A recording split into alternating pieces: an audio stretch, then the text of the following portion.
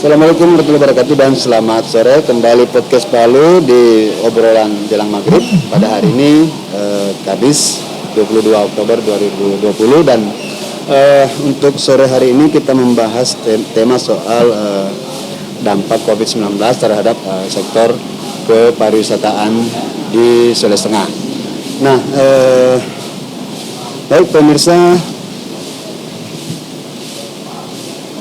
tema ini kita bahas bersama dari Dinas Pariwisata Provinsi Sulawesi Tengah dan Perhimpunan Hotel dan Restoran Sulawesi Tengah. Sumber dari PHRI, kita akan langsung mendengarkan dan saya perkenalkan dulu dari Dinas Pariwisata adalah Bapak Nurhalis. Pak Nurhalis adalah Kepala Bidang Pemasaran pada Dinas Pariwisata Provinsi Sulawesi Tengah. Ya, Pak Haris, kita mulai dan kalau pada saat berbicara silakan dilepas masker Pak Haris. Ya, Pak Haris, mungkin bisa dijelaskan kepada publik kita, masyarakat Kota Palu dan sekitarnya, kira-kira kondisi atau kondisi kepariwisataan kita di Sulawesi Tengah seperti apa hingga mungkin dari Maret ya, Maret sampai hari ini 22 Oktober, seperti apa kondisinya baik di destinasi maupun sarana penunjang. Silakan Pak Halis. Terima kasih. Assalamualaikum. Itu semua industri yang berkaitan dengan pariwisata. Adapun destinasi itu kan daya tarik dan yang menjadi alasan bagi orang untuk datang. Ya. Memiliki usaha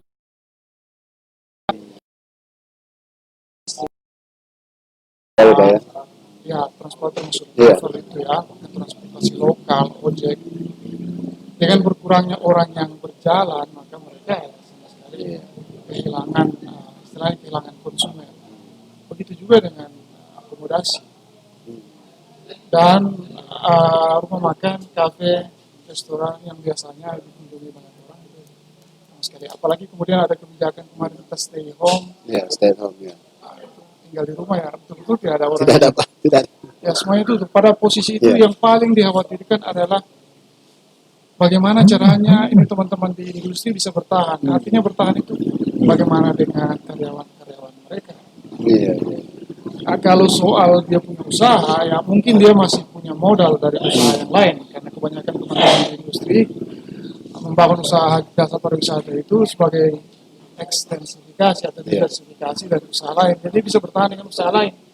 Tapi kasihan karyawan-karyawan. Karyawan itu bisa bertahan. Ya. Mereka tetap butuh hidup dan sebagainya. Ya, betul sekali. Sementara operasional terhenti. Nah, dan dalam masa setelah bulan Mei itu, Kementerian Pariwisata mengambil kebijakan yang kita sebut dengan tahapan-tahapan pembukaan pariwisata.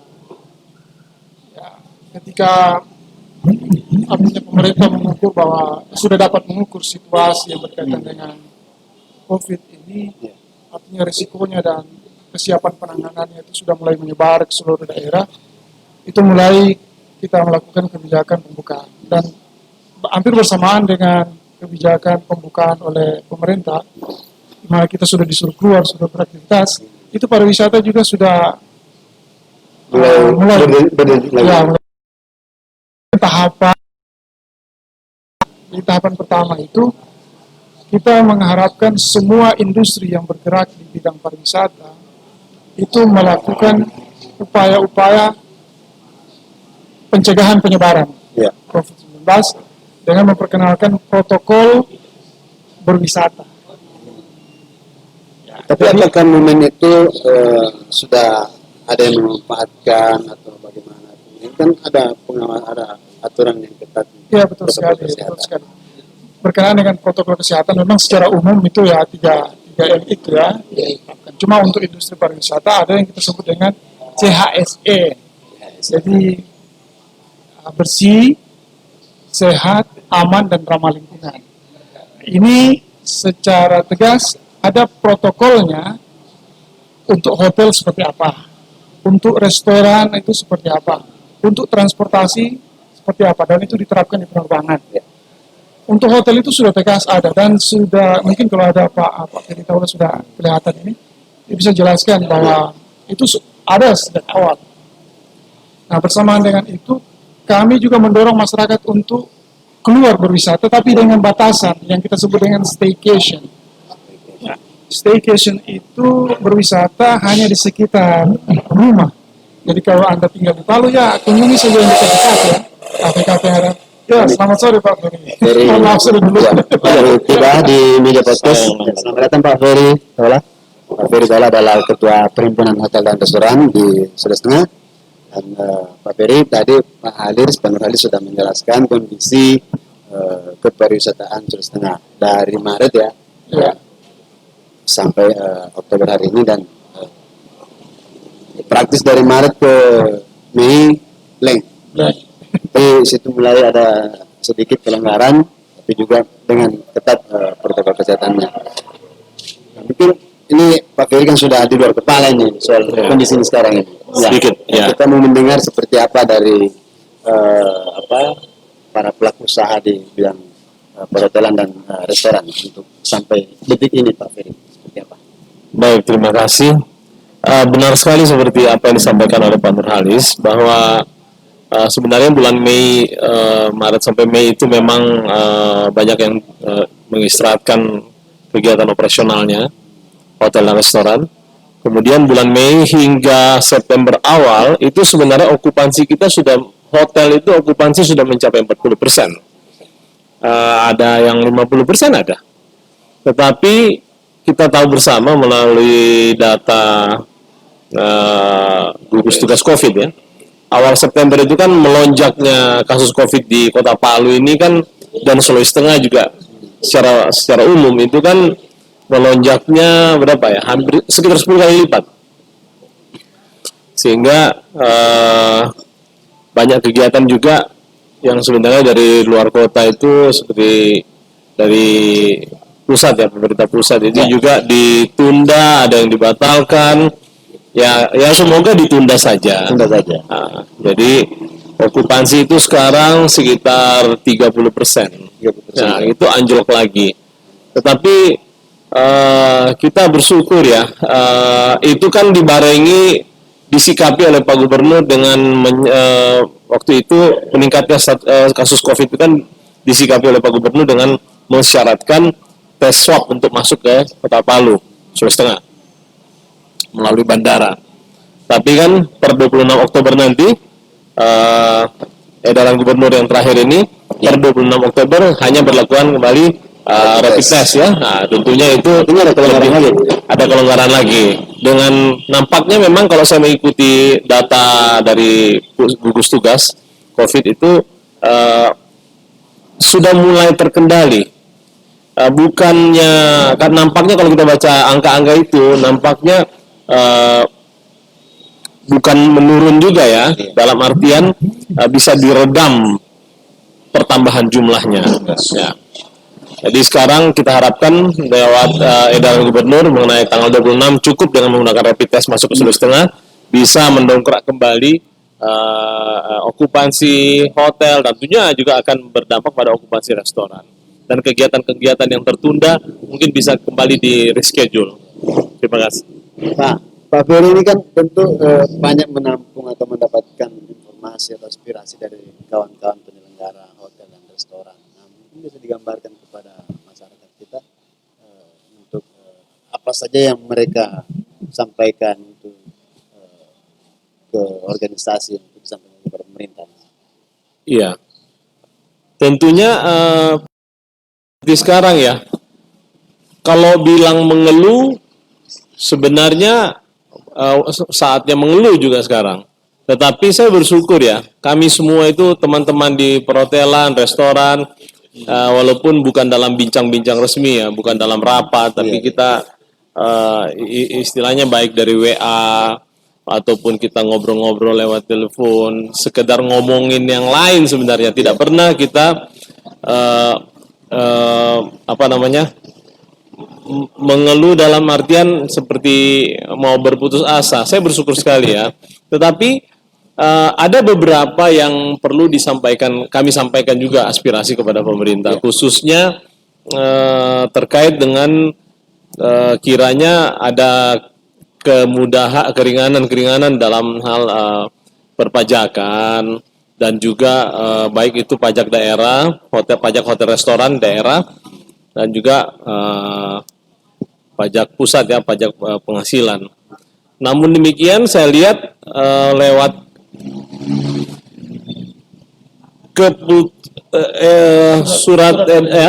keputusan Menteri Parekraf itu nomor 964 kalau nggak salah, itu kan dari 3,3 triliun itu untuk industri pariwisata, hotel dan restoran ya, itu ada di dalamnya insentif pajak.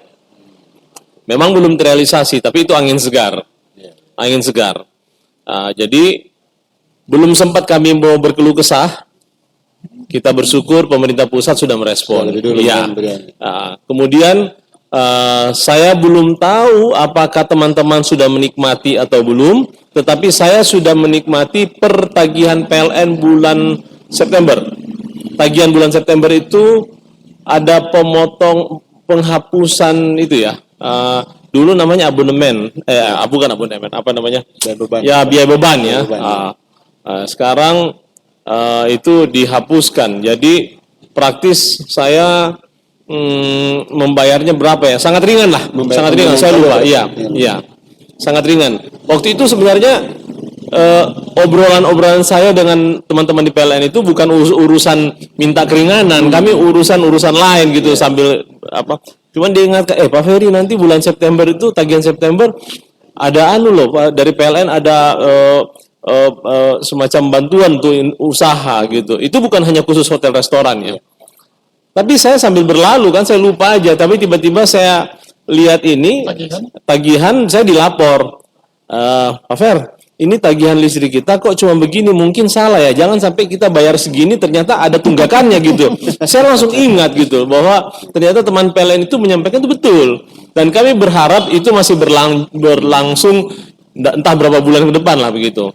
Itu ada. Jadi saat kami mau berkeluh kesah tapi belum kesampaian ke pemerintah sudah mulai terrealisasi perlahan-lahan ini.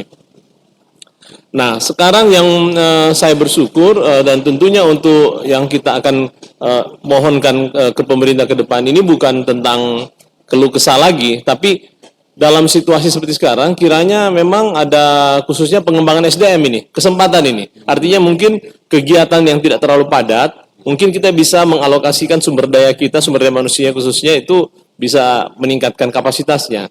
Cuman kami berharap itu mungkin dari divisi-divisi di dalam perhotelan itu yang mungkin agak masih kurang di Sulawesi Tengah ini. Khususnya itu di engineering dan juga mungkin F&B lah. Itu yang saya harapkan ke depan ke Pak Nurhalis mungkin. Nah, kita sudah mendengarkan tadi Pak Nurhalis dari Pak Ferry kondisi-kondisi teman-teman di perhotelan dan restoran. Nah, mungkin tadi kan Bapak sudah sampaikan juga soal kondisi yang di dunia kepariwisataan kita. Nah, mungkin yang perlu juga ke depan seperti apa sebenarnya kita ingin tahu juga seperti apa strategi dari pemerintah kita, pemerintah daerah melalui dinas pariwisata untuk bisa kembali membangkitkan sektor yang cukup besar sebenarnya sumbangannya ke devisa negara. Oh iya. Jadi strategi kita yang pertama itu memang mencegah keruntuhan, jadi jangan sampai kolaps. Yaitu dilaksanakan berupa mempertahankan likuiditas usaha jasa pariwisata dengan subsidi dan insentif seperti yang Pak Ferry jelaskan tadi. Dan kedepannya lagi, ini yang akan jadi tekanan kita adalah sebenarnya confidence yang kita sedang berjuang untuk itu karena tidak semua industri pariwisata, belum semua industri pariwisata kita yang memahami mengenai betapa pentingnya confidence, confidence calon wisatawan. Confidence itu kan dibangun dengan memberikan kepercayaan kepada mereka bahwa aman untuk berwisata di Sulawesi Tengah. Meyakinkan, untuk mereka yakin. Jadi daerah mana yang paling cepat mendapatkan confidence, dia akan mendapatkan wisatawan itu. Dan confidence itu sebenarnya ada dua sisi. Kalau seperti yang Pak Ferry sebutkan tadi itu,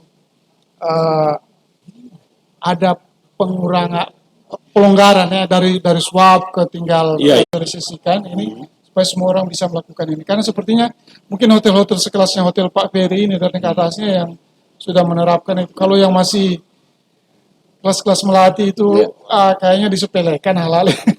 Sebab- ya mungkin juga karena proses ini juga istilahnya agak mungkin kontraproduktif, mungkin menambah biaya. Sementara kalau mau ditingkatkan apa istilahnya itu sewa hotelnya, Ya. itu juga akan Bumerang juga jadi.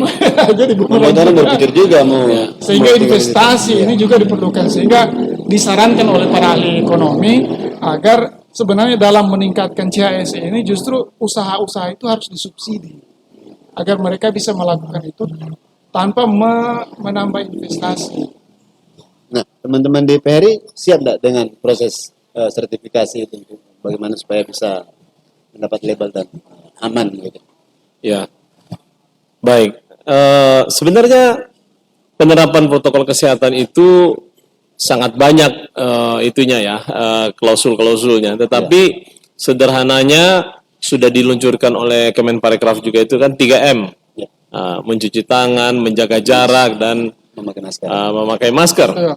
Nah, kalau dibilang menambah biaya itu pasti. Tetapi di dalam apapun skala usahanya, ya, saya pikir tanggung jawab sosial kita itu tidak bisa lepas, Pak. Saat kita sedang seorang individu saja punya tanggung jawab sosial.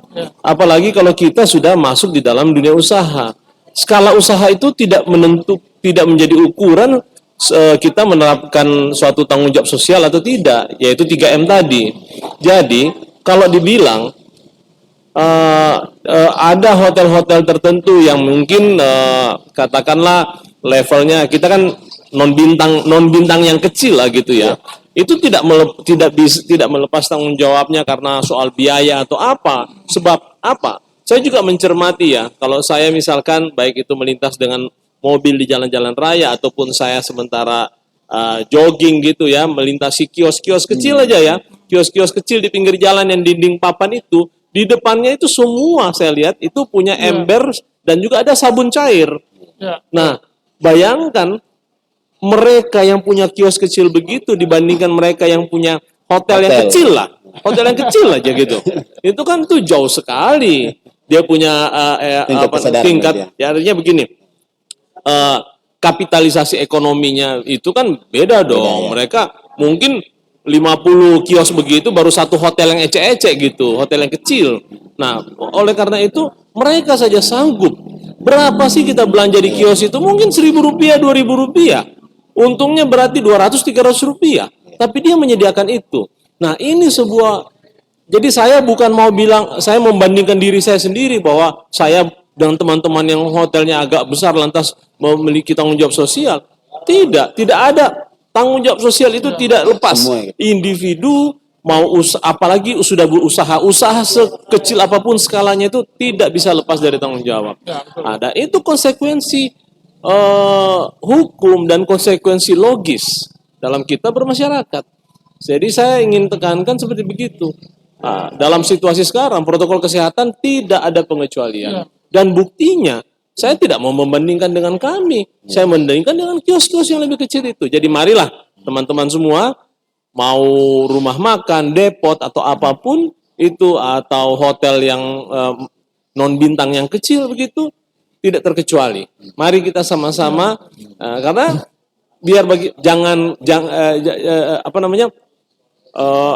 dalam istilah pandemi, tidak ada satu yang bisa diunggul. Merasa unggul, udah saya sendiri mengurus diriku. Nggak bisa. Tidak akan ini. Pandemi ini tidak pandang bulu, harus bergandengan tangan. Bukan karena orang punya kemampuan ekonomi yang lebih baik, lantas dia bisa aman. Oh, sorry aja. Nggak ada itu. Tidak mengenal Dan strata ya? Iya. Jadi kita semua harus bergandengan tangan. Dia mungkin bisa memiliki rumah yang begitu besar, tetapi aman dari pandemi, tetapi dia kan tidak mungkin dalam rumah terus, dia juga harus keluar. Nah, di luar kalau dia tidak bantu untuk aman, maka dia hanya dalam pagar rumahnya saja. Dan sampai kapan dia akan bertahan seperti begitu? Selain dia harus terjun ke lapangan untuk terlibat dalam masyarakat, sehingga seluruhnya harus. Jadi kita ini berkaitan, nggak bisa kita sendiri. Jadi siapapun. Terima kasih. Ya, Pak Ferry, Pak Nurhalis, sambil ngopi sedikit, kita ngopi dulu.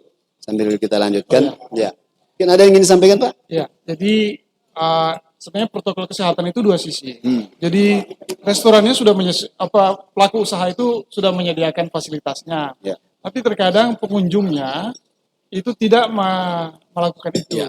Nah, ini sebenarnya keberanian dari ketegasan dari Penyelenggara, ya. penyelenggara usaha itu untuk ya, saya terkesan dengan salah satu kafe yang pernah saya kunjungi di Palu ini.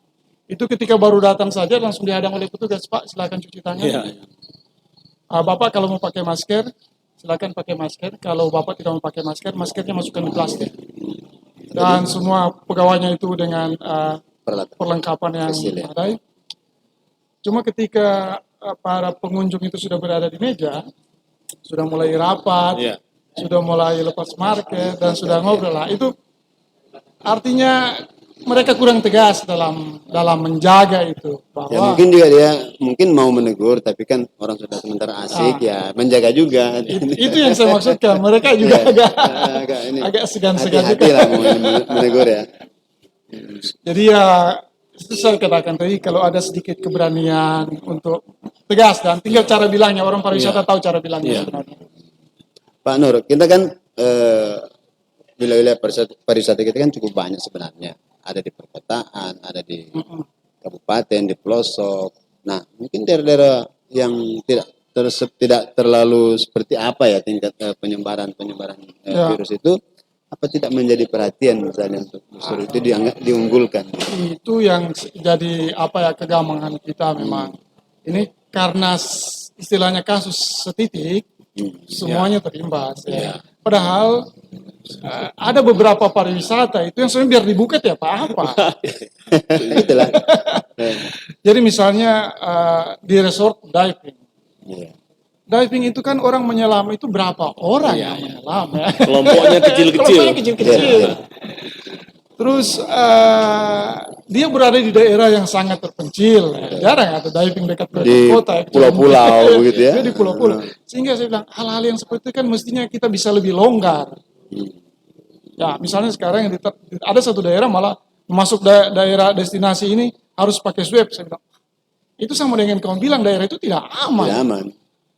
Tidak bisa dikunjungi.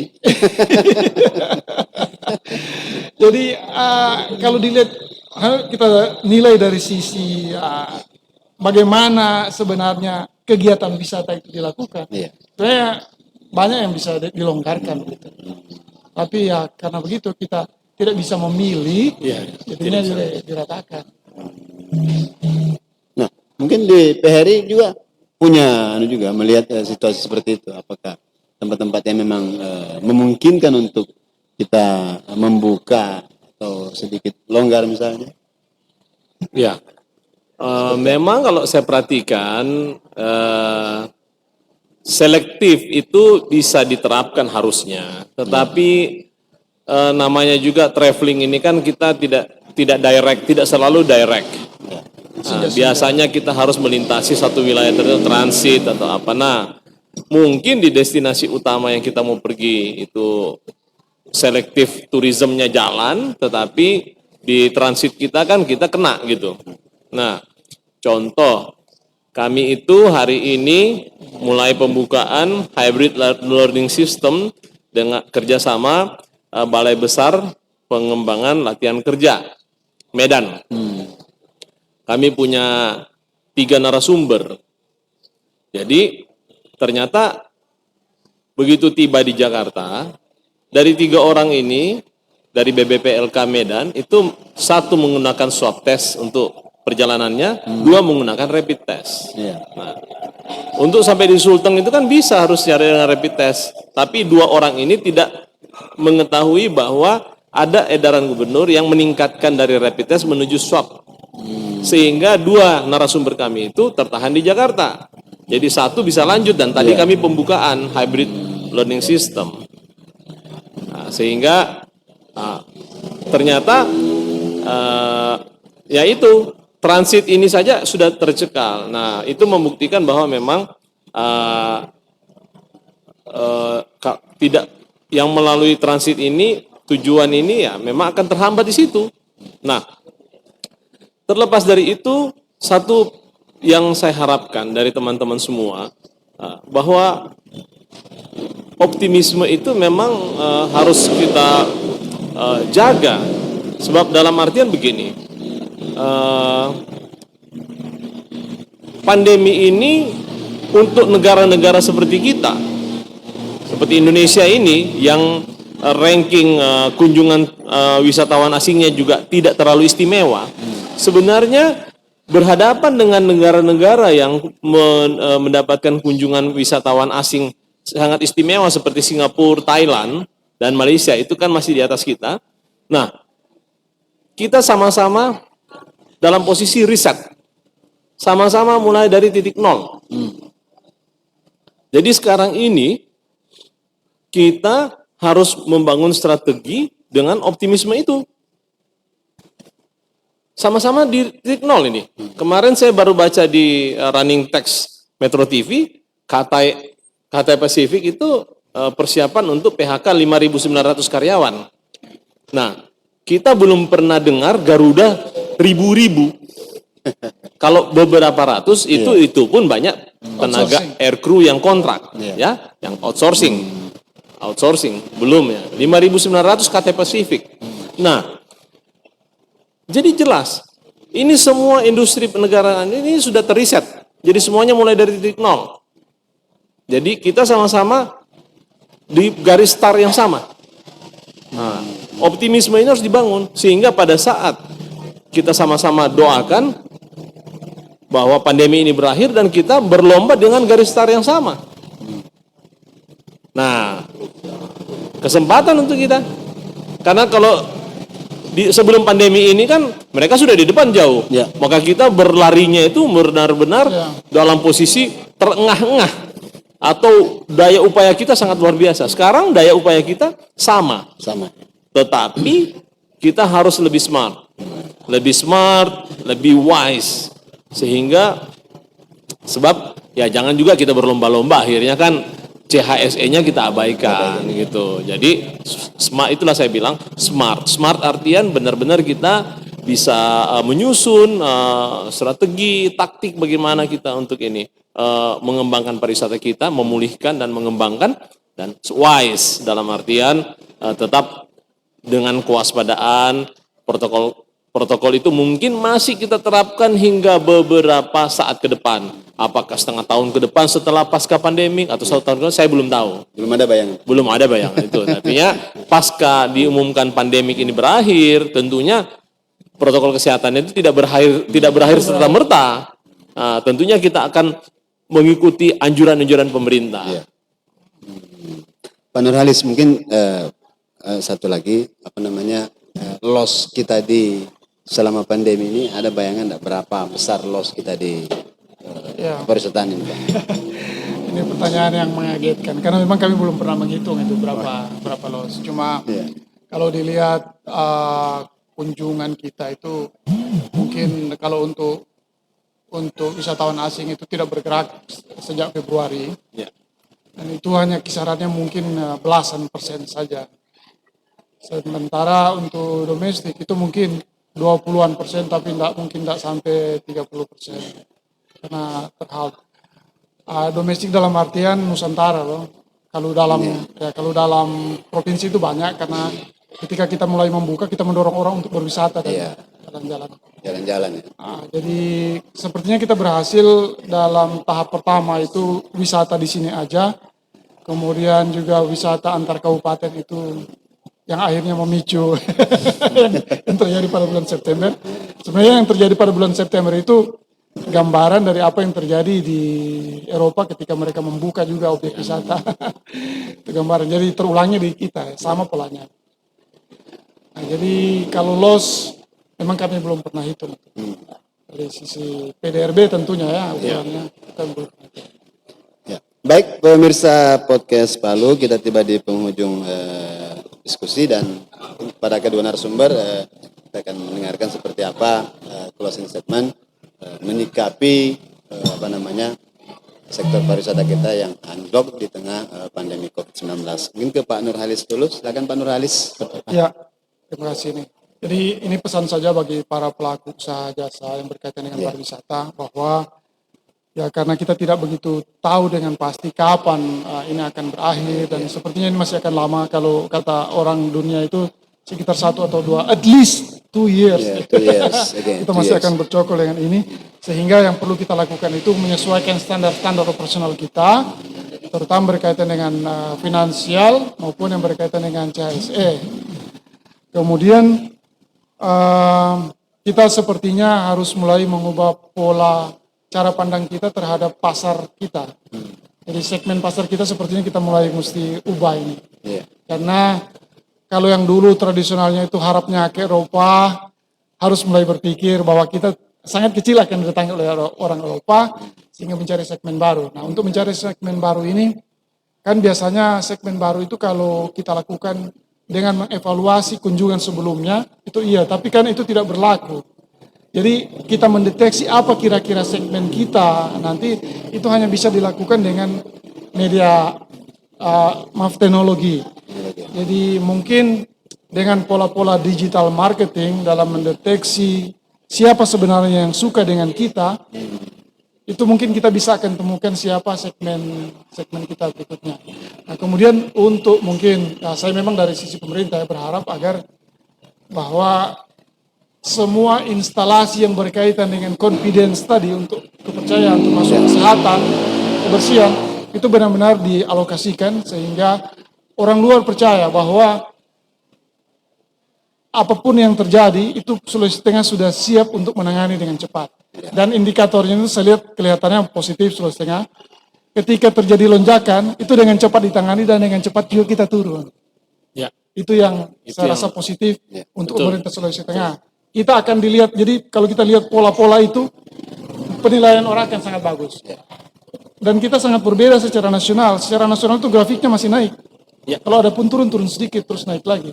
Tapi di kita naik, terus turun dengan drastis dan datar lagi. Itu kami ucapkan terima kasih pada pimpinan daerah. Betul. Ya. Pak Ferry, seperti apa Pak Ferry? Baik. Tadi barusan disampaikan oleh Pak Nurhalis ucapan terima kasih kepada pemerintah daerah. Dan tentunya saya tidak ingin ketinggalan untuk mengucapkan terima kasih. Karena tadi kan sudah saya bilang, awal September melonjaknya minta ampun ya, kurang lebih 10 kali lipat. Tetapi kita juga harus akui bahwa sekarang itu di awal Oktober, walaupun belum turun drastis, tapi nampaknya terkendali. Bahwa pemerintah kita itu sedang memegang tongkat kendali untuk penanggulangan COVID di Sulawesi Tengah ini. Itu kami sekali lagi mewakili hotel dan restoran dan rekan-rekan usahawan, tentunya kami harus ucapkan terima kasih pada pemerintah provinsi, pemerintah kota, kabupaten. Nah, saya sedikit ingin lebih optimis dengan pasar wisatawan asing sebenarnya. Kenapa?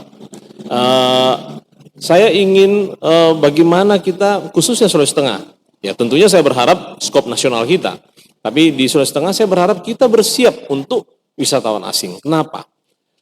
Dunia akhirnya membuktikan lewat pandemi ini bahwa penanganan pandemi ini, bahwa negara-negara seperti apa yang kita sebut sekarang ya, negara berkembang lah katakan ya, atau seperti Indonesia, Asia lah katakan, itu tidak kalah hebatnya dalam menangani pandemik. Buktinya Eropa dan Amerika itu kan amburadul sekali. Ambruk juga. Itu tidak bisa dipungkiri, ya kan? Dan ternyata Asia, Indonesia juga khususnya, nah, itu bisa membuktikan walaupun angka melonjak, tetapi kan tetap terasa ada kontrol oleh pemerintah kita. Nah, sehingga tentunya akan ada optimisme dari negara-negara Barat, Eropa, Amerika, Australia, atau mungkin negara-negara Asia maju lain seperti Cina, Taiwan, dan Jepang misalkan. Pasar-pasar gemuk itu. Mereka juga akan melihat Indonesia. Pasti. Kalau menurut saya dari statistik aja pandemi ini, mereka jelas melihat, oh ternyata di Indonesia ada, tapi kan mereka bisa kontrol. Nah, jadi akan menurut saya ini menjadi suatu daya tarik buat mereka, wisatawan asing. Kedua, dengan pandemi ini jelas daerah wisatawan pariwisata yang harus kita kembangkan itu adalah pariwisata yang di luar ruangan, baik itu wisata alam ataupun khususnya yang dikaitkan dengan sport tourism. Nah, kenapa? Karena wisata alam tentunya jaga jaraknya kan lebih mudah. kita akan auto jaga jarak gitu. Jadi Dengan dengan sendirinya. sendirinya kita memang lebih suka untuk dan sirkulasi udaranya terjamin tentunya. Kedua, sport tourism. Kenapa? Karena sport tourism itu biasanya saya sebutkan dalam tanda petik itu adalah wisatawan irasional. Biasanya itu tidak terlalu memperhitungkan biaya. Di satu sisi mereka income-nya cukup untuk membiayai kegiatan pariwisata mereka dan mereka itu spending-nya tidak terlalu berpikir. Dan kemudian selalu saja sport tourism itu akan terkait dengan areal yang terbuka. Sehingga itu menurut saya akan lebih cepat pulih di sektor sport tourism. Nah, mungkin kita harus lebih fokus ke situ dan juga wisata alam. Demikian. Ya, terima kasih Pak Ferry, Pak Nurhalis. Baik pemirsa, demikian dialog kita pada sore hari ini dan saya mengucapkan terima kasih banyak kepada kedua narasumber, Pak Nurhalis dari Dinas Pariwisata Provinsi Sulawesi Tengah dan Pak Ferry Taula dari Ketua PHRI Sulawesi Tengah. Nah, kita berharap semoga pandemi ini bisa segera berakhir sehingga pariwisata kita bisa bangkit kembali dan semua kita bisa menikmati lagi keindahan-keindahan alam Sulawesi Tengah yang cukup banyak. Nah, demikian, semoga bermanfaat. Wassalamualaikum warahmatullahi wabarakatuh dan sampai jumpa.